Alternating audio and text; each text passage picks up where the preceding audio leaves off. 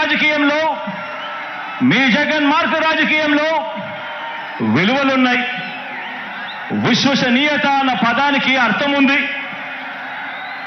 నిబద్ధత ఉంది, సిద్ధాంత బలం ఉంది, ఇంటింటికి మంచి చేశాము అన్న చరిత్ర ఉంది. అన్నింటికీ మించి ప్రజల మీద, అక్క చెల్లెమ్మల మీద నమ్మకం ఉంది. ఈరోజు మీ బిడ్డ పాలనతో ప్రతి ఇంట్లోనూ కూడా చిక్కటి చిరునవ్వు కనిపించే పరిస్థితులు ఉన్నాయి. మన మార్గ రాజకీయంలో ఇంటింటి అభివృద్ధి కూడా కనిపిస్తుంది.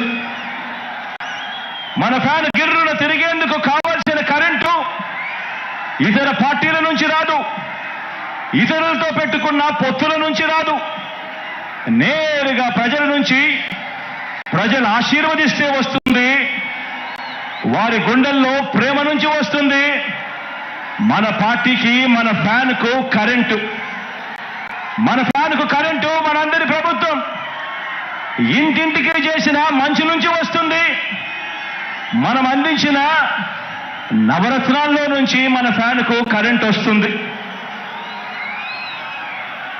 లంచాలు లేని, వివక్ష లేని పాలన ఎవరైనా కూడా 5 సంవత్సరాల కిందట ఇవ్వగలుగుతారా అని చెప్పి ఆశ్చర్యం వెలిబుచ్చిన పరిస్థితుల మధ్య నుంచి ఈరోజు లంచాలు లేని, వివక్ష లేని పాలన మనం అందించిన దాంట్లో నుంచి మన ఫ్యాన్కు కరెంట్ వస్తుంది. మన ఫ్యాన్కు కరెంటు మాట తప్పకుండా మేనిఫెస్టోను ఓ బైబిల్ గాను, ఓ ఖురాన్ గాను, ఒక భగవద్గీత గాను ఇంతవరకు ఎప్పుడూ కూడా ఎవరూ కూడా చెయ్యని విధంగా, మేనిఫెస్టో అంటే చెత్తబుట్టలో వేసే డాక్యుమెంట్ కాదు.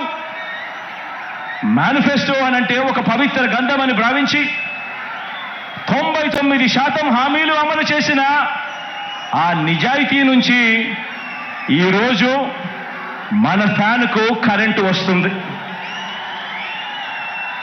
మరి చంద్రబాబు సైకిల్ పరిస్థితి ఏమిటి అని చెప్పి ఒక్కసారి గమనిస్తే, చంద్రబాబు నాయుడు గారి సైకిల్ పరిస్థితి ఏమిటి అని గమనిస్తే, చంద్రబాబు సైకిల్కు ట్యూబులు లేవు, చంద్రబాబు సైకిల్కు టైర్లు లేవు, చంద్రబాబు సైకిల్కు చక్రాలే లేవు, చంద్రబాబు సైకిల్ తుప్పు పట్టిన పరిస్థితిలో ఈరోజు ఉంది. ఆ తుప్పు పట్టిన సైకిల్ను తొక్కటానికి, ఆ తుప్పు పట్టిన సైకిల్ను తోయటానికి ఇవాళ చంద్రబాబు నాయుడు గారికి వేరే పార్టీలు కావాలి. ఇది చంద్రబాబు నాయుడు గారి జాబ్ రిక్వైర్మెంట్. ఎందుకంటే బాబు పేరు చెబితే గుర్తుకొచ్చే ఒక్క మంచి కూడా ప్రజల నోట్లో నుంచి వినపడదు.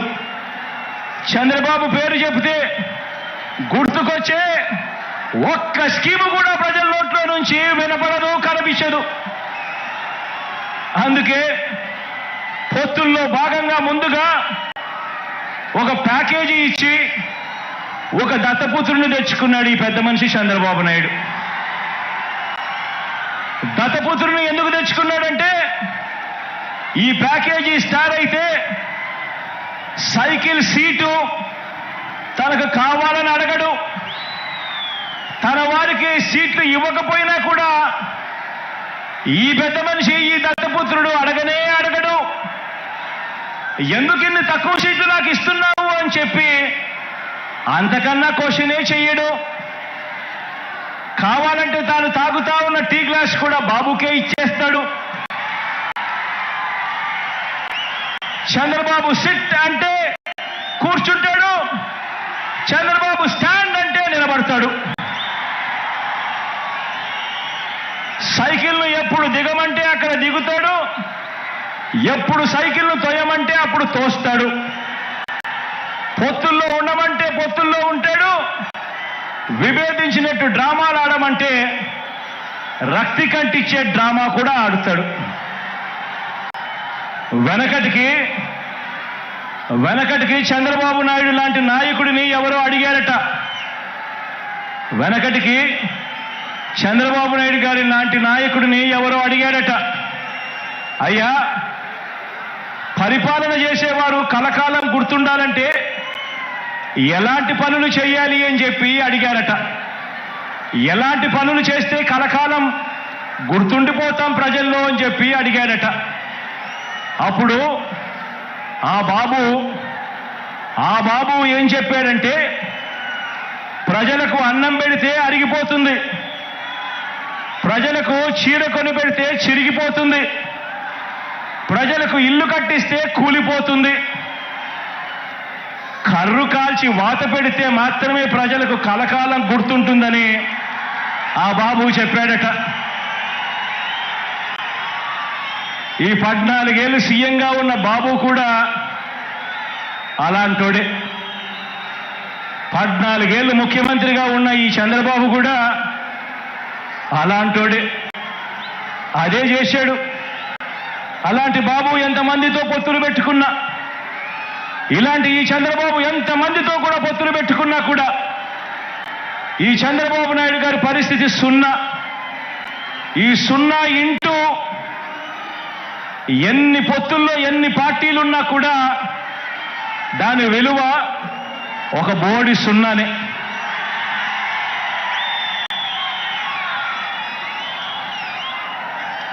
ఆశ్చర్యం ఏమిటో తెలుసా?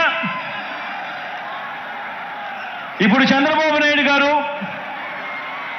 ముగ్గురితో కలిసి పొత్తు అని అంటా ఉన్నాడు, 3 పార్టీలతో పొత్తు అని అంటా ఉన్నాడు. ఈ ముగ్గురు కలిసి 2014లో ఇలానే పొత్తుగా ఏర్పడి, ఈ ముగ్గురు కలిసి ఇలానే పొత్తుగా ఏర్పడి 2014లో ఒకే స్టేజ్ మీద కూర్చొని వీళ్ళంతా కూడా భాషణలు ఇచ్చారు, మీటింగులు పెట్టారు. ఒకే ప్రకటనలో ఇలా ముగ్గురు ఫోటోలు వేసి, ఒకే ప్రకటనలో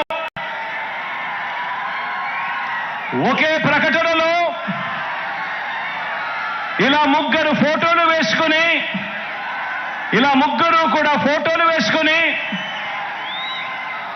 చంద్రబాబు నాయుడు గారి సంతకం పెట్టి ఇంటింటికి ఈ పాంఫ్లెట్ను పంపించాడు. ఇంటింటికి పంపించిన ఈ పాంఫ్లెట్లో చంద్రబాబు నాయుడు గారు ఏం రాశారో తెలుసా? ఈ ముగ్గురు ఫోటోలు పెట్టి చంద్రబాబు నాయుడు గారి సంతకం పెట్టి 2014లో వీళ్ళే కూటమిగా ఏర్పడి ఇంటింటికి పంపించిన ఈ పాంఫ్లెట్లో వీళ్ళు రాసిన మాటలు: రైతులకు రుణమాఫీ పైన మొదటి సంతకం చేస్తాను, డ్వాక్రా సంఘాల రుణాలన్నీ పూర్తిగా రద్దు చేస్తాము,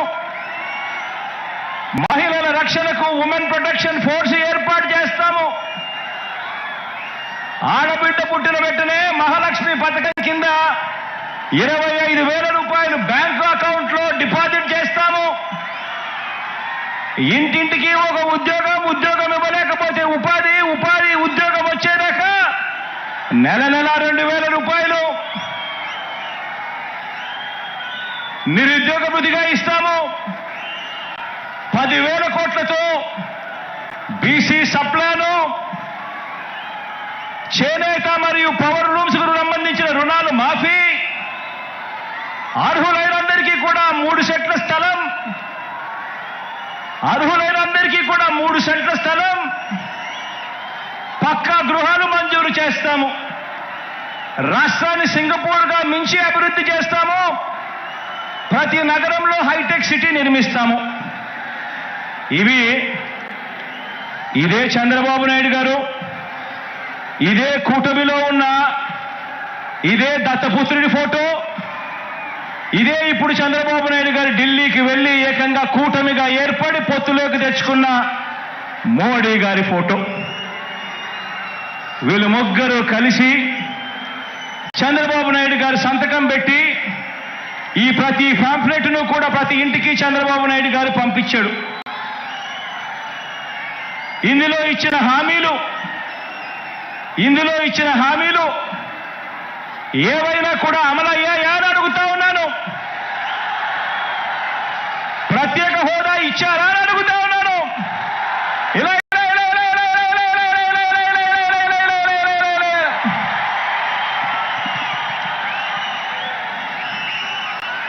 మరి ఇవి గతంలో చేయకుండా మరి పొత్తులో వీళ్ళంతా కూడా భాగమై ఈ మాదిరిగా మీటింగులు పెట్టి మేనిఫెస్టో అని చెప్పి మేనిఫెస్టోలో ఇవన్నీ పెట్టి పాంఫ్లెట్లుగా ఇవన్నీ చేసి ఏకంగా చంద్రబాబు నాయుడు గారు సంతకం పెట్టి ప్రతి ఇంటికి కూడా ఈ మాదిరిగా పంపించి మరోసారి ఇదే డ్రామాను, ఇవే పొత్తులు, మరోసారి ఇలాంటివే ఇంతకన్నా ఎక్కువ హామీలు ఇస్తూ మరోసారి మోసం చేసేందుకు ఈరోజు మళ్ళా చంద్రబాబు నాయుడు గారి పొత్తుల డ్రామాతో మళ్ళీ ఈరోజు మీ అందరి ముందుకు వస్తా ఉన్నారు. ఆలోచన చేయమని అడుగుతా ఉన్నా. చంద్రబాబు నాయుడు గారు చూపిస్తా ఉన్న ఈ పొత్తులతో ఎవరికైనా కూడా ప్రయోజనం కలిగిందా అని చెప్పి ప్రతి ఒక్కరూ కూడా ఆలోచన చేయమని అడుగుతా ఉన్నాను. ఇలా రెండు చేతులు పైకెత్తి ఇలా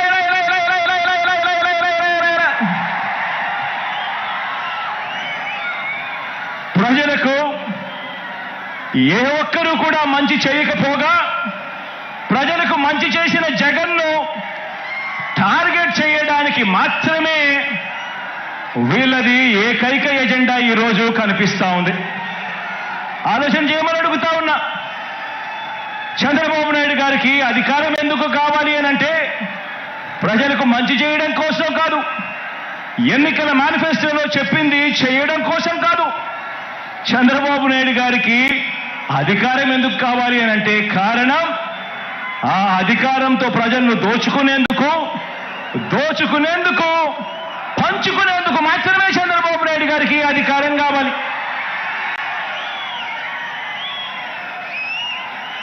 ఇక చంద్రబాబు నాయుడు గారి తాజా మేనిఫెస్టో వాగ్దానాల విషయానికి వస్తే ఆలోచన చేయమని అడుగుతా ఉన్నాను. గతంలో 2014లో చంద్రబాబు నాయుడు గారి మేనిఫెస్టో ఇది. గతంలో చంద్రబాబు నాయుడు గారి ఇంటింటికి పంపించిన పాంఫ్లెట్ ఇది. గతంలో చంద్రబాబు నాయుడు గారి హయాంలో 2014లో ఎన్నికలకు ముందు టీవీ ఆన్ చేస్తే చాలు ఊదరగొట్టే అడ్వర్టైజ్మెంట్లు ఇవి. ఇన్ని చేసి అడ్డగోలుగా మోసం చేసిన ఈ వ్యక్తి ఇదే చంద్రబాబు నాయుడు గారు తాజా మేనిఫెస్టో వాగ్దానాల విషయానికి వస్తే చంద్రబాబు నాయుడు గారి తాజా మేనిఫెస్టో వాగ్దానాల విషయానికి వస్తే నరకలోకానికి నారాలోకానికి రమ్మంటే ఎవరు కూడా రారు కాబట్టి ఎంట్రన్స్ లో స్వర్గం చూపించి లోపలికి వెళ్ళాక మోసం చేసి నరకం చూపించే మార్కెటింగ్ టెక్నిక్ చంద్రబాబు నాయుడు గారికి అలవాటు. అందులో భాగంగానే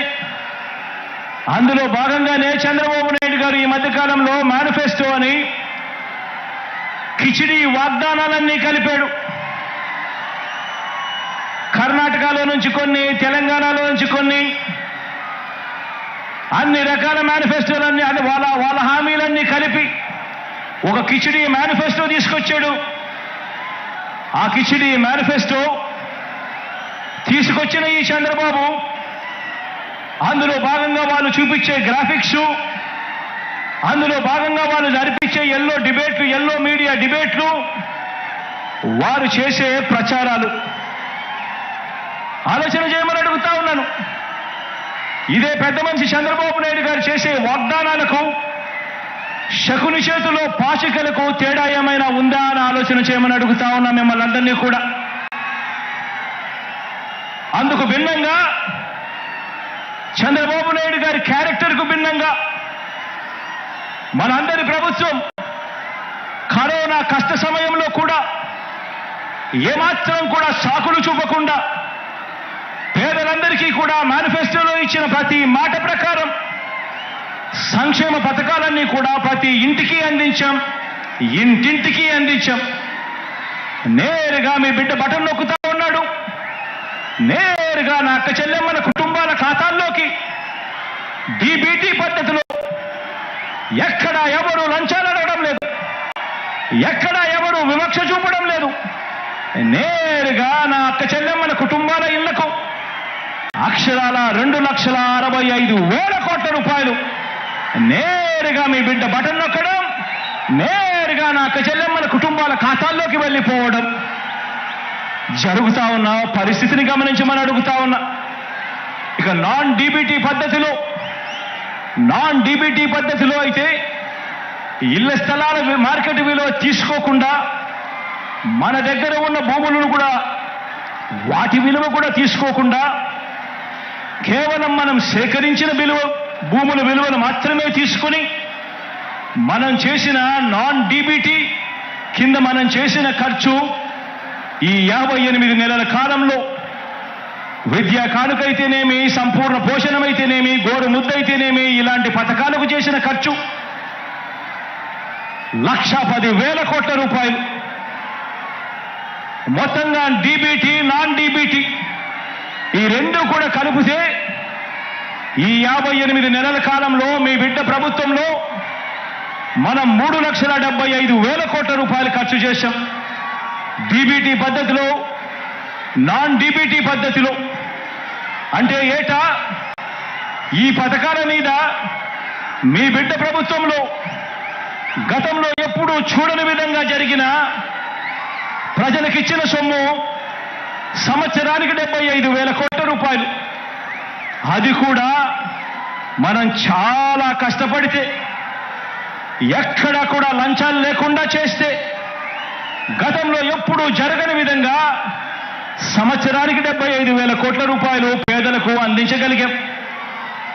మనందరి ప్రభుత్వం చేస్తున్న సంక్షేమాన్ని, ఇంటింటి అభివృద్ధిని చూసి తట్టుకోలేక ఈర్ష్యతో రాష్ట్రం శ్రీలంక అయిపోతుంది అని చెప్పి గతంలో ఇదే ఈనాడు, గతంలో ఇదే చంద్రబాబు నాయుడు గారు ఎన్నెన్నో సందర్భాలలో కూడా వాదించడం కూడా మన కళ్ళ ఎదుటే కనిపిస్తా ఉన్న సత్యం.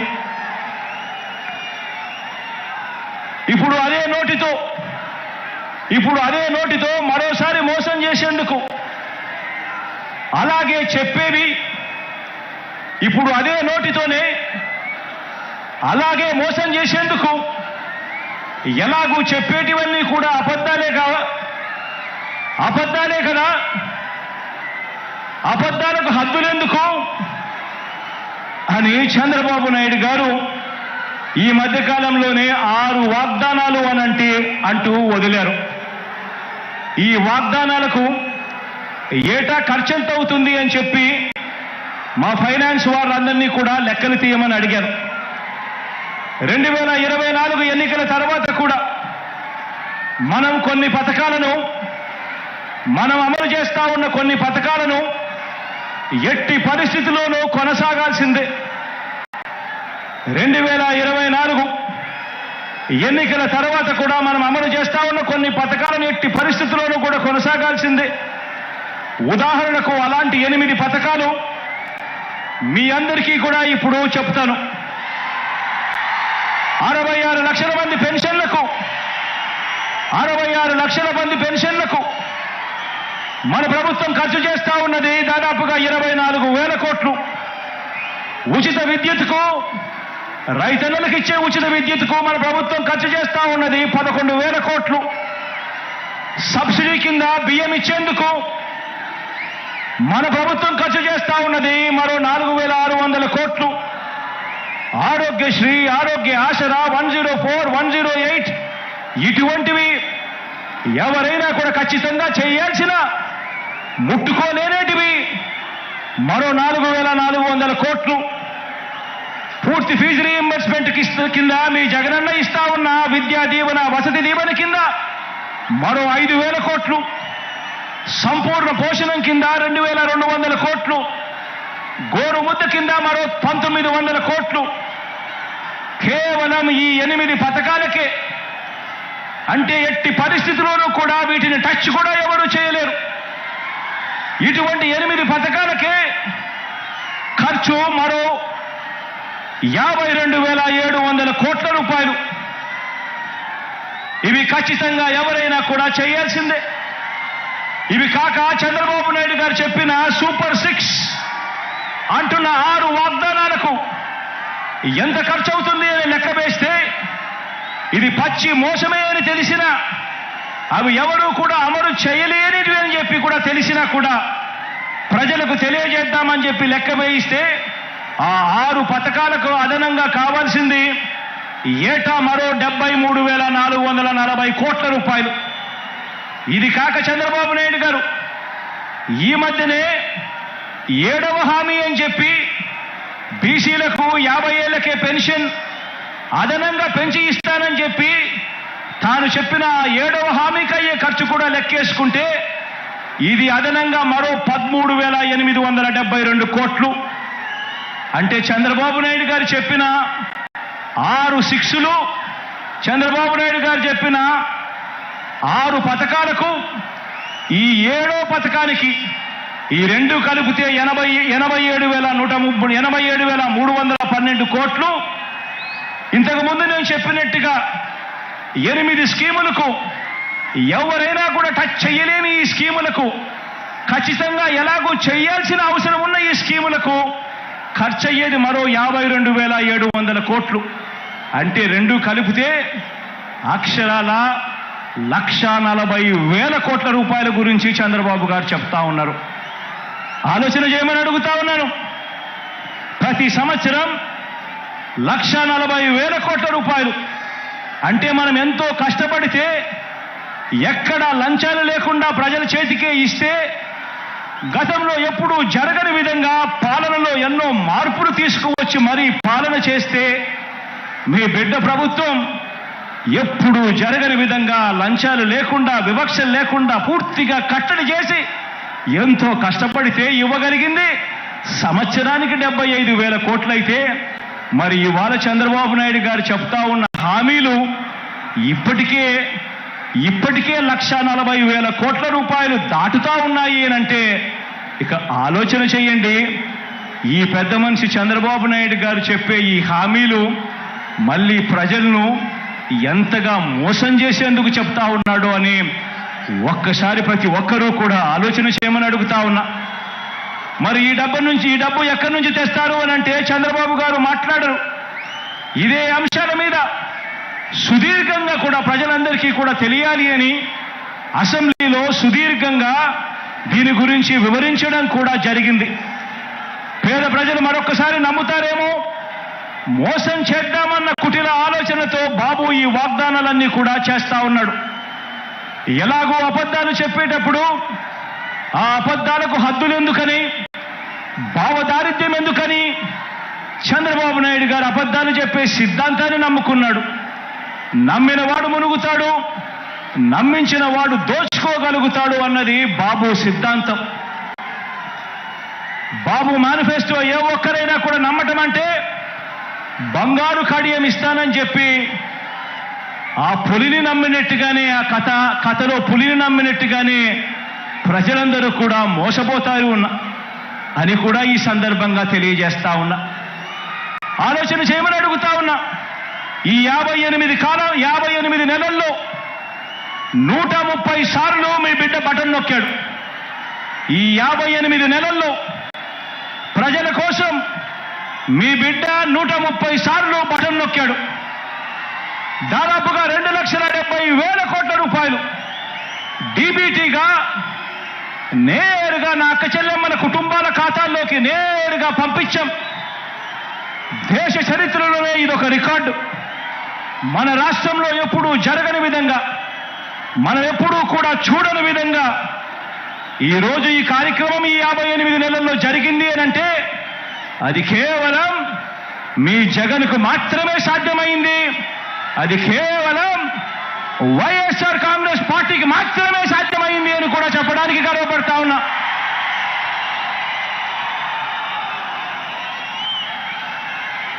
ఇవన్నీ కొనసాగాలంటే ఈ ప్రయోజనాలు అందుకున్న ప్రతి ఒక్క కుటుంబం, ప్రతి ఒక్కరూ కూడా మనకు స్టార్ క్యాంపెయినర్గా వీళ్ళందరూ కూడా కుటుంబాలు బయటికి రావాలి. వారు ఓటు వేయడమే కాకుండా 100 మందికి చెప్పి ఓటు వేయించాలి.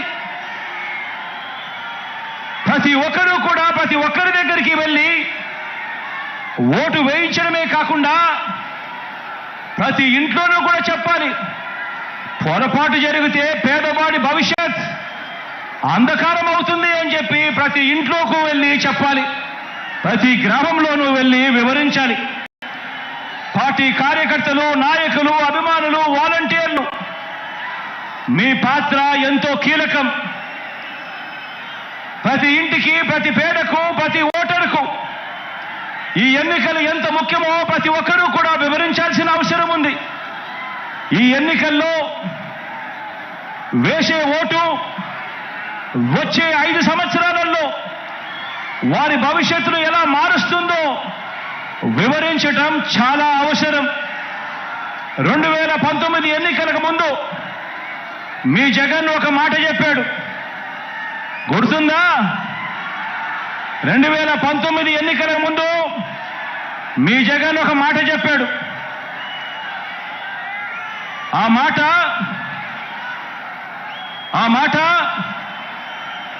జగన్ చెప్పిన ఆ మాట, మీ బిడ్డ వస్తాడు, మంచి రోజులు మీకు తెస్తాడు అని చెప్పి మీ బిడ్డ మీకు మాట ఇచ్చాడు.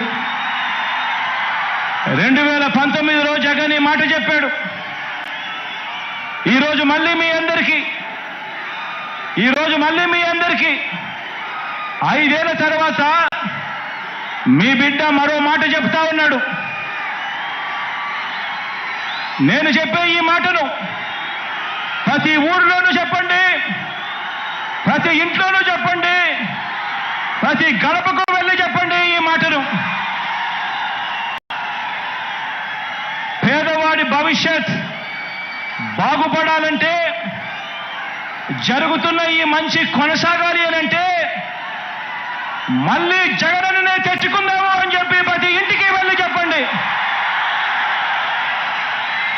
ప్రతి ఊర్లోనూ వెళ్ళి చెప్పండి, ప్రతి గడపకు వెళ్ళి చెప్పండి. పేదవాడి భవిష్యత్ బాగుపడాలంటే, జరుగుతున్న ఈ మంచి కొనసాగాలంటే మళ్ళీ అన్నను తెచ్చుకోవాలి అని చెప్పి ప్రతి ఇంటికి వెళ్ళి చెప్పండి. మన అన్న సీఎంగా తెచ్చుకుందాము, మన అన్న ప్రభుత్వాన్ని మనమే రక్షించుకుందాము. బాబు అనే మాయలోడి వలలో పడవద్దు అని ప్రతి ఇంటికి వెళ్ళి చెప్పండి. మళ్ళీ అన్ననే సీఎంగా తెచ్చుకుందాం, మరింత మంచి అన్నతో చేయించుకుందాం. మనందరి చల్లని దీవెనలతోనే ఇది సాధ్యమవుతుంది అని చెప్పి ప్రతి ఒక్కరికి వెళ్ళి చెప్పండి. మీకోసం నిలబడిన మన అన్న మీద అరడజను పార్టీలు బాణాలు ఎక్కుపెట్టాయి.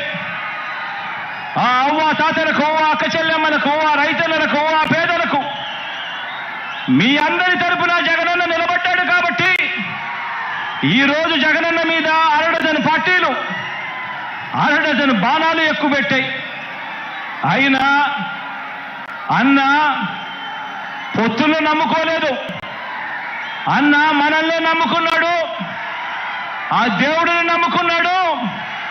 అన్న ఒంటరిగానే సింహంలో మనందరికీ తోడుగా నిలబడ్డాడు అని చెప్పి ప్రతి ఇంటికి వెళ్ళి చెప్పండి. మన అన్న ప్రజల్ని, దేవుడిని తప్ప పొత్తుల్ని, ఎత్తుల్ని నమ్ముకోలేదు. మన అన్న ఎప్పుడు మోసాలు చేయలేదు, ఎప్పుడు అబద్ధాలు చెప్పలేదు, ఎప్పుడు జిత్తులు నమ్ముకోలేదు మన అన్న అని చెప్పి ప్రతి ఇంటికి వెళ్ళి చెప్పండి. మన అన్న నమ్ముకున్నది తాను చేసిన మంచి జరిగిన ప్రజల్ని మాత్రమే మన అన్న నమ్ముకున్నాడు అని ప్రతి ఇంటికి వెళ్ళి చెప్పండి. మళ్ళీ మన అన్నను గెలిపించేందుకు మనమంతా కూడా చెయ్యి కలపాలి, మనమంతా కూడా ఒక్కటి కావాలి, మనమంతా కూడా సిద్ధమని చెప్పాలి అని చెప్పి ప్రతి ఇంటికి వెళ్ళి చెప్పండి. సీఎంగా అన్న వస్తేనే నెల 1వ తేదీన మళ్ళీ చిక్కటి చిరునవ్వులతో మన ఇంటికే 3,000 రూపాయలు పెన్షన్ తీసుకువచ్చి ఇవ్వడం జరుగుతుంది అని చెప్పి ప్రతి ఒక్కరికి కూడా చెప్పండి.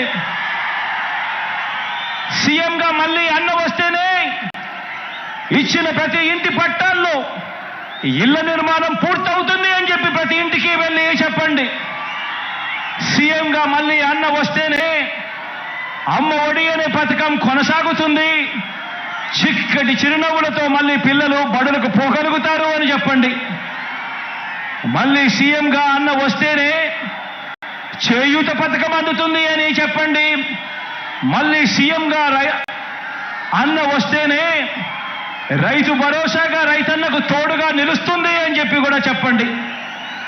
సీఎంగా మళ్ళీ అన్న వస్తేనే పెద్ద చదువులు చదువుతా ఉన్న పిల్లలకు పూర్తి ఫీజు రీఎంబర్స్మెంట్ కింద విద్యా దీవెన, వసతి దీవెన వచ్చే మనసు కేవలం అన్న వస్తేనే జరుగుతుంది అని చెప్పండి. సీఎంగా మళ్ళీ అన్నను గెలిపించుకుంటేనే బటన్ నొక్కితే నేరుగా నా అక్క చెల్లెమ్మల కుటుంబాల ఖాతాల్లోకి ఎలాంటి వివక్ష లేకుండా, ఎలాంటి లంచాలు లేకుండా నేరుగా డబ్బులు పడే పరిస్థితి రావాలి అనంటే మళ్ళీ అన్న ముఖ్యమంత్రి అయితేనే అని చెప్పి ప్రతి ఇంటికి వెళ్ళి చెప్పండి. సీఎంగా మళ్ళీ అన్న వస్తేనే గవర్నమెంట్ బడి బాగుపడుతుందని చెప్పండి. సీఎంగా అన్న వస్తేనే గవర్నమెంట్ హాస్పిటల్ బాగుపడుతుందని చెప్పండి. సీఎంగా మళ్ళీ అన్న వస్తేనే నవరత్నాల్లోని అన్ని పథకాలు కూడా కొనసాగుతాయి అని చెప్పి ప్రతి ఇంటికి వెళ్ళి చెప్పండి, ప్రతి గడప వద్దకు వెళ్ళి చెప్పండి. ఈ పథకాలు అందుకున్న మనందరం కూడా స్టార్ క్యాంపెయినర్లుగా బయటికి రావాలి అని చెప్పండి. ప్రతి ఒక్కరం కూడా ఫ్యాన్ గుర్తు మీద అసెంబ్లీకి ఒక ఓటు, పార్లమెంటు ఒక ఓటుకు వేస్తేనే మళ్ళీ అన్న సీఎం అవుతాడు, అన్ని పథకాలు కూడా మన ఇంటికే వస్తాయి అని చెప్పి ప్రతి ఇంటికి వెళ్ళి ప్రతి అక్కకు చెప్పండి, ప్రతి చెల్లమ్మకు చెప్పండి, ప్రతి అవ్వకు చెప్పండి, ప్రతి తాతకు చెప్పండి, ప్రతి ఆ చెప్పేటప్పుడు అదే చంద్రబాబుకు ఓటు వేయడము అనంటే మీకందే పథకాలన్నింటినీ కూడా రద్దుకు మీరే ఆమోదం తెలిపినట్టే అవుతుంది. పొరపాటున చంద్రబాబు నాయుడు గారికి ఓటేస్తే అని కూడా చెప్పండి. మళ్ళీ జన్మభూమి కమిటీలు వస్తాయి, మళ్ళీ లంచాలు, వివక్షల రాజ్యం మళ్ళీ గ్రామాలలో చెలరేగుతుంది. మళ్ళీ అవ్వలు, తాతలు, రైతులు క్యూలో నిలబడే పరిస్థితి, గవర్నమెంట్ ఆఫీసుల చుట్టూ తిరిగే పరిస్థితి, ఎండనక వాననక ఎవరైనా చనిపోతే కానీ ప్రభుత్వ పథకాలు మళ్ళీ అందని పరిస్థితి మళ్ళీ వస్తుంది అని చెప్పి ప్రతి ఇంటికి వెళ్ళి చెప్పండి. పొరపాటున చంద్రబాబు నాయుడు గారికి ఓటు వేయటము అంటే మీ ఇంటికి వచ్చి పెన్షన్ అందిస్తా ఉన్న వాలంటీర్ వ్యవస్థ రద్దుకు మీరే ఓటు వేసి బలపరిచినట్టే అని చెప్పి ప్రతి ఇంటికి వెళ్ళి చెప్పండి. బాబుకు ఓటు వేయడము అంటే గవర్నమెంట్ బడిలో ఇంగ్లీష్ మీడియం రద్దుకు మీరే ఓటు వేయడమే అని చెప్పి ఓటు వేసినట్టే అని చెప్పి ప్రతి ఇంటికి వెళ్ళి చెప్పండి.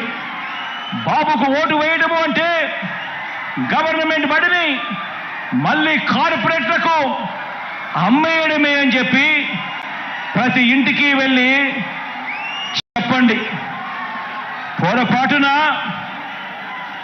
బాబుకు ఓటు వేయడమే అంటే మళ్ళీ వైద్యం కోసం అప్పులు కావటమే అని చెప్పండి. పొరపాటున బాబుకు ఓటు వేయటము అంటే రైతన్నలు రైతు భరోసాను వదులుకోవటమే అని, మళ్ళీ మోసపోవటమే అని ప్రతి ఇంటికి వెళ్ళి చెప్పండి. పొరపాటున బాబుకు ఓటు వేయటము అంటే చంద్రముఖిని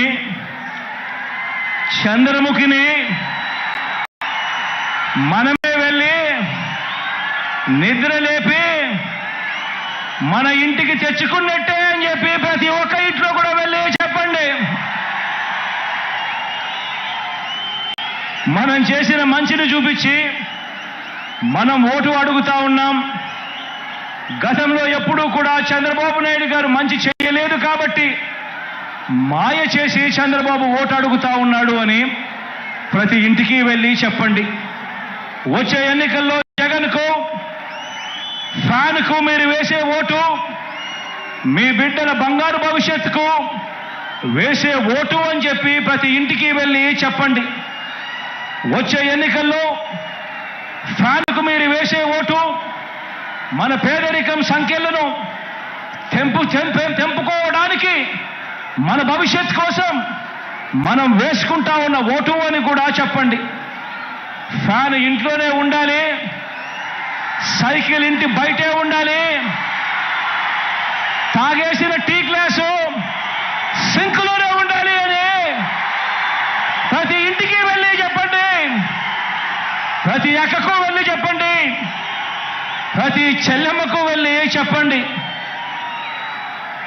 ఇవన్నీ వివరించి మరి ప్రతి ఇంటికి, మరి ప్రతి ఊరికి ఇంత మంచి మనం చేశాము కాబట్టి, ఇంత మంచి చేసిన తర్వాత 2019కి మించిన మెజారిటీ, 2019కి మించిన మెజారిటీ 175కు 175, 25 ఎంపీలకు 25 ఎంపీలు గెలవడానికి మనమంతా కూడా సిద్ధమేనా?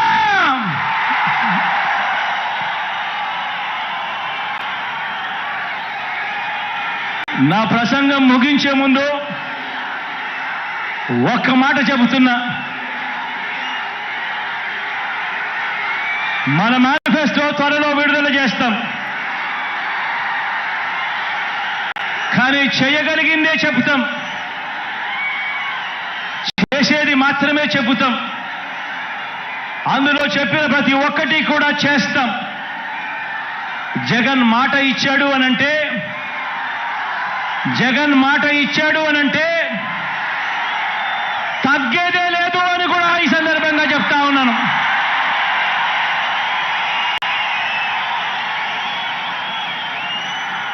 ఆంధ్రప్రదేశ్లో మనం ప్రారంభించిన పరిపాలన ఓ స్వర్ణ యుగానికి దారి తీస్తోంది. 90% ప్రజలు తెల్ల కార్డుల మీద జీవించే పరిస్థితి నుంచి ప్రతి కుటుంబం కూడా పేదరికం సంఖ్యలను తెంచుకొని, ఆ పేదరికం సంఖ్యలను తెంచుకొని వాళ్ళు అడుగులు ముందుకు వేసే పరిస్థితి రావాలన్నది నా కల. అలా చెయ్యాలన్నది నా లక్ష్యం. ప్రతి ఒక్క ఇంటి నుంచి క్వాలిటీ చదువులు, గొప్ప చదువులు, అంతర్జాతీయ స్థాయి చదువులు చదివేలా ప్రతి పేద పిల్లాడికి కూడా అవకాశం కల్పించడం, అలా అవకాశం కల్పించి ఆ పేద పిల్లల బ్రతుకులు మార్చాలన్నది నా కల, అది నా లక్ష్యం. ప్రతి అక్క చెల్లెమ్మ తన కాళ్ళ మీద తాను నిలబడేట్టుగా, ఆ అక్క చెల్లెమ్మ ముఖాన ఎప్పుడు చిరునవ్వులే ఉండాలన్నది నా కల, అది నా లక్ష్యం. ఏ ఒక్క రైతన్నా కూడా వ్యవసాయం వల్ల నష్టపోయాననే చెప్పే పరిస్థితి రాకూడదు. వ్యవసాయాన్ని పూర్తిగా మార్చాలన్నది నా కల, అలా చెయ్యాలన్నది నా లక్ష్యం. ఇక ఏ ఎస్సీ, ఇక ఏ ఎస్టీ, ఇక ఏ బీసీ, ఇక ఏ మైనారిటీ, ఇక ఏ పేద కూడా పేదరికం వల్ల ఎదగలేకపోయాడు అనే పరిస్థితి ఉండకూడదు. పేదవాళ్ళు, ఆ పేదవాళ్లకు సమానమైన అవకాశాలు వారికి రావాలి. కావలసిన సాధికారతలన్నీ కూడా వాళ్లకు కల్పించగలగాలి. అలా చేయగలిగితేనే వారి ప్రపంచం మారుతుంది. అలా మార్చాలన్నది మీ బిడ్డ కళ, మీ బిడ్డ సంకల్పం, మీ బిడ్డ లక్ష్యం అని చెప్పి ఈ సందర్భంగా తెలియజేస్తా ఉన్నా. వైద్యం కోసం ఏ ఒక్కరూ కూడా మరణించే పరిస్థితి రాకూడదు.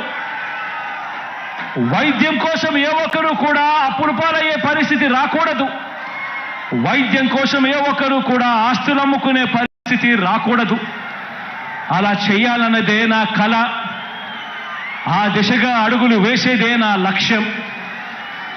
వీటి అన్నింటినీ కూడా నెరవేర్చే దిశగా అడుగులు వేయటానికి మాత్రమే మీ బిడ్డకు అధికారం కావాలి. ఈ సందర్భంగా నేను ఒక్కటే చెప్తా ఉన్నాను, లంచాలు వివక్ష లేని వ్యవస్థ ఏర్పడాలన్నదే నా కళ, నా లక్ష్యం. ఎవరు కూడా లంచం అడిగే పరిస్థితి ఉండకూడదు. ఏ పేదవాడు కూడా ఎప్పుడూ కూడా వివక్షకు లోనయ్యే పరిస్థితులు రాకూడదు. ఇదే నా కళ, ఇదే నా లక్ష్యం. ఇందుకోసమే మనకు అధికారం కావాలని అడుగుతా ఉన్నా. చదువుల పరంగా మార్పులు తీసుకొచ్చాం, వ్యవసాయ పరంగా మార్పులు తీసుకొచ్చాం, వైద్యం పరంగా మార్పులు తీసుకొచ్చాం, అక్క చెల్లెమ్మల సాధికారత విషయంలో ఎప్పుడూ చూడని అడుగులు వేశాం, సామాజిక న్యాయానికి అర్థం చెప్పాం, పారిశ్రామికంగా మౌలిక సదుపాయాల పరంగా, ఉద్యోగ ఉపాధి అవకాశాల పరంగా ఎప్పుడూ చూడనట్టుగా ఏపీని నంబర్ 1 దిశగా అడుగులు వేయటానికి అడుగులు వేగంగా పడుతూ కృషి చేస్తా ఉన్నాం. అద్భుత ఫలితాలు ఇచ్చేలా అడుగులు వేయాలన్నది వేస్తా ఉన్నది. ఈ ప్రయాణం మధ్యలో ఉన్నది. ఈ ప్రయాణం ముందుకు పోవాలి. పేదవాడి భవిష్యత్ మారే పరిస్థితి రావాలి అన్నదే నా కళ. దానికోసమే లక్ష్యంగా అడుగులు ముందుకు వేస్తా ఉన్నాం.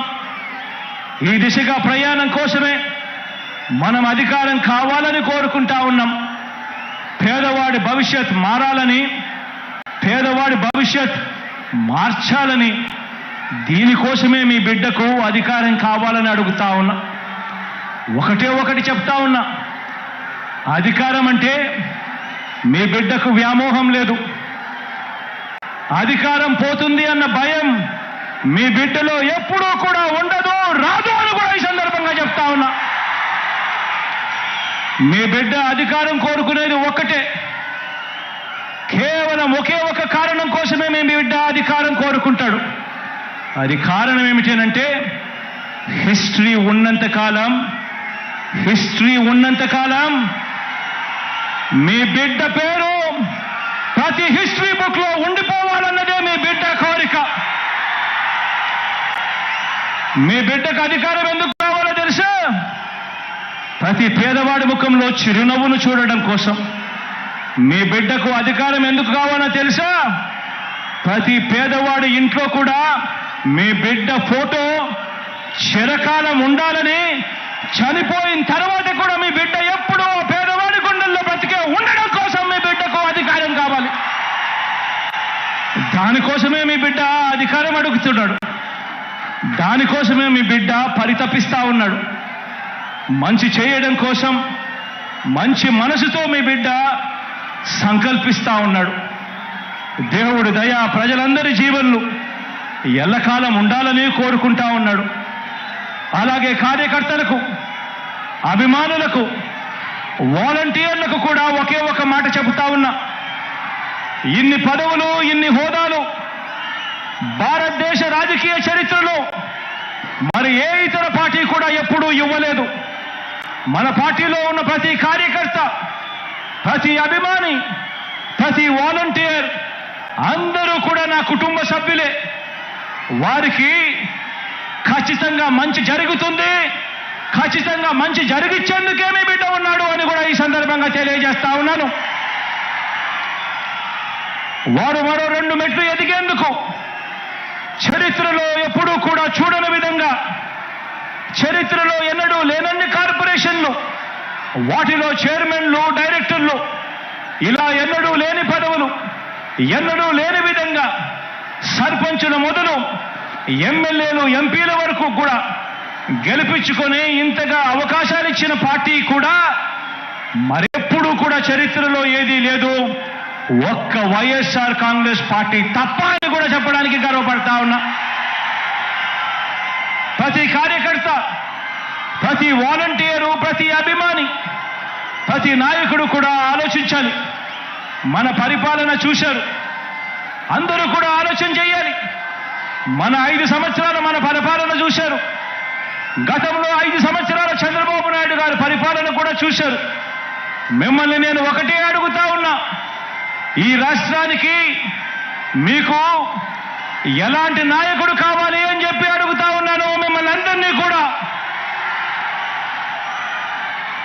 నాయకుడంటే చంద్రబాబు మాదిరిగా ఎన్నికలు వచ్చేసరికి రంగురంగుల మేనిఫెస్టో చూపించి రకరకాల పార్టీలతో పొత్తులు పెట్టుకొని రైతన్నలకు, అక్క చెల్లెమ్మలకు, అవ్వ తాతలకు, చదువుకుంటున్న పిల్లలకు, ప్రతి సామాజిక వర్గాన్ని ఎలా మోసం చేయాలనో దిక్కుమాలిన ఆలోచనలు చేసి రంగురంగుల మేనిఫెస్టో తీసుకొచ్చి ఆ తర్వాత అధికారంలోకి వచ్చిన తర్వాత ఆ మేనిఫెస్టోను చెత్తపుట్టలో వేసి అందరినీ మోసం చేస్తా ఉన్న చంద్రబాబు నాయుడు గారి మాదిరిగా నాయకుడు అనేవాడు ఉండాలనా?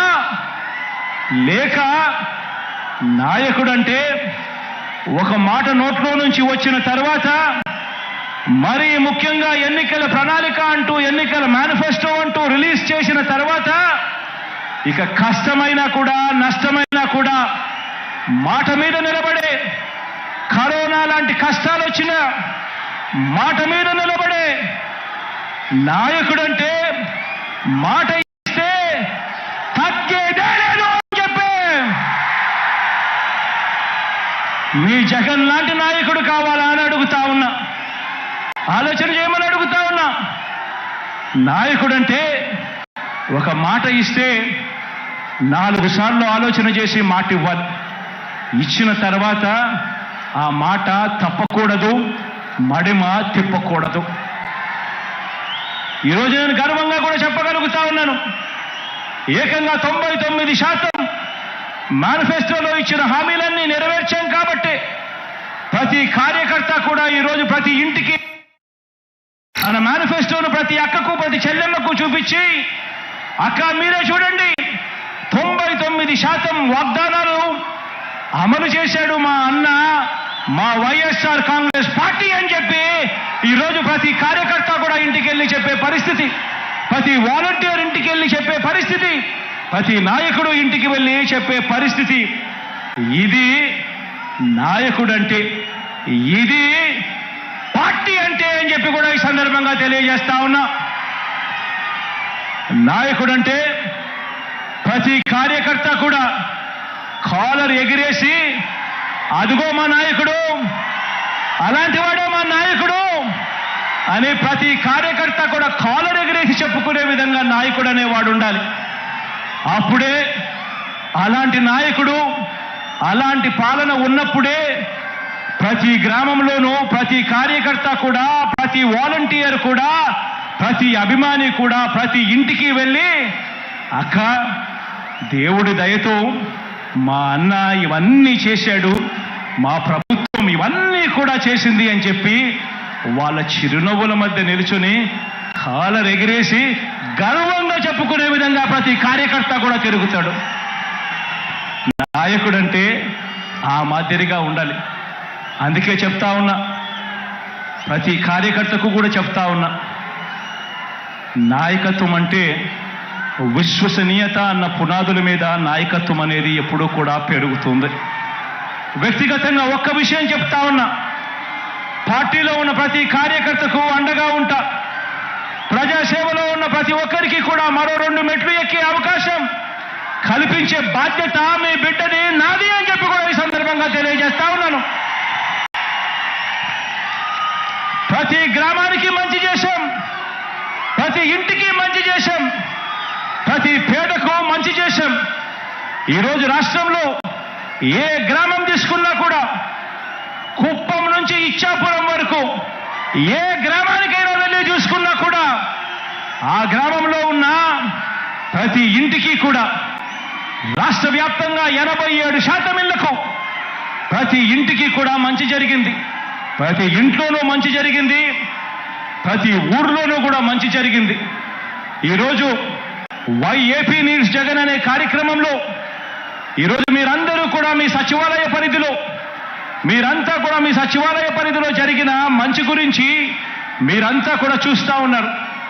ఈరోజు అక్కడికి వెళ్ళి అన్వీల్ చేసే ప్లాంకును చూస్తే ప్రతి గ్రామంలోనూ ప్రతి సచివాలయం పరిధిలోనూ ఏకంగా 20 కోట్ల రూపాయలు పైగా ఈరోజు మంచి జరిగి నేరుగా నా అక్క చెల్లెమ్మల కుటుంబాల ఖాతాల్లోకి ఈరోజు వెళ్ళినట్టుగా కనిపిస్తుంది.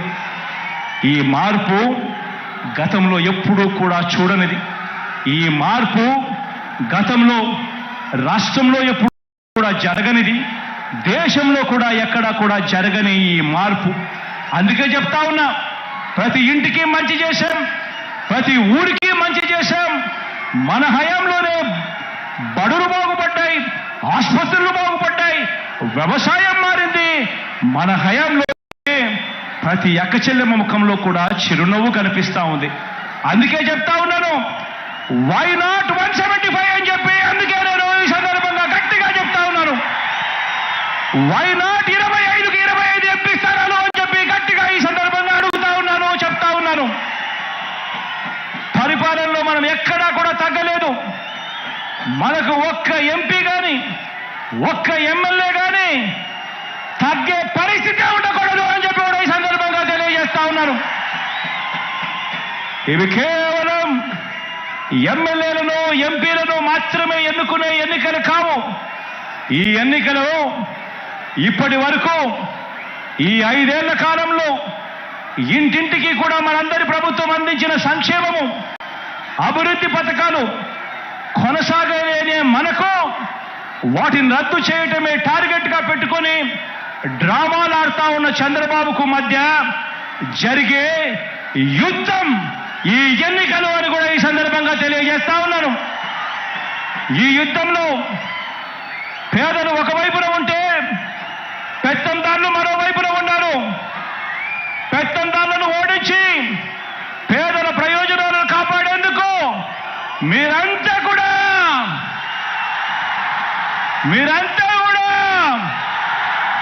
సిద్ధమేనా అడుగుతా ఉన్నాను.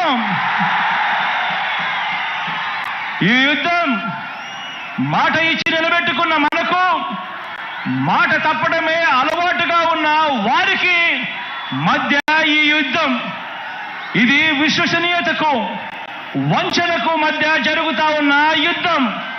ఈ యుద్ధంలో వంచకుల్ని, వెన్నుపోటుదారులను ఓడించేందుకు మీరంతా కూడా సిద్ధమేనా అడుగుతా ఉన్నాను. జరగబోయే ఎన్నికల్లో ప్రతి ఒక్కరూ ఒక సైన్యంగా పనిచేయడానికి చంద్రబాబు నాయుడు గారి ప్రచారాలు, ఈనాడు రోత రాతలు, ఏబిఎన్ టీవీ5, ఎల్లో మీడియా వారి తప్పుడు కథనాలు, వారి అబద్ధాలు, మోసాలు, వీటి అన్నింటి నుంచి ఇంటింటి అభివృద్ధిని, పేదవాడి భవిష్యత్తును కాపాడేందుకు మీరంతా కూడా సిద్ధమేనా అడుగుతా ఉన్నాను. సిద్ధమే అయితే ప్రతి ఒక్కరూ కూడా మీ జేబులో నుంచి సెల్ ఫోన్ తీయండి. ఆ సెల్ ఫోన్ లో లైట్ బటన్ ఆన్ చేయండి.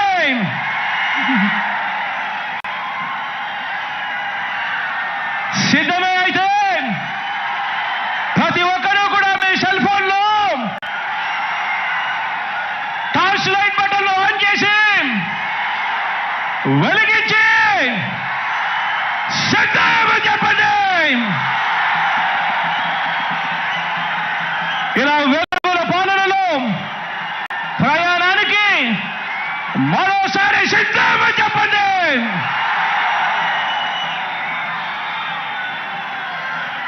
దేవుడి దయ, ప్రజలందరి చల్లని దీవెనతో కేవలం 2 నెలల్లోగా మరో 5 ఏళ్ళు ప్రజలు మెచ్చిన పాలన అందించేందుకు,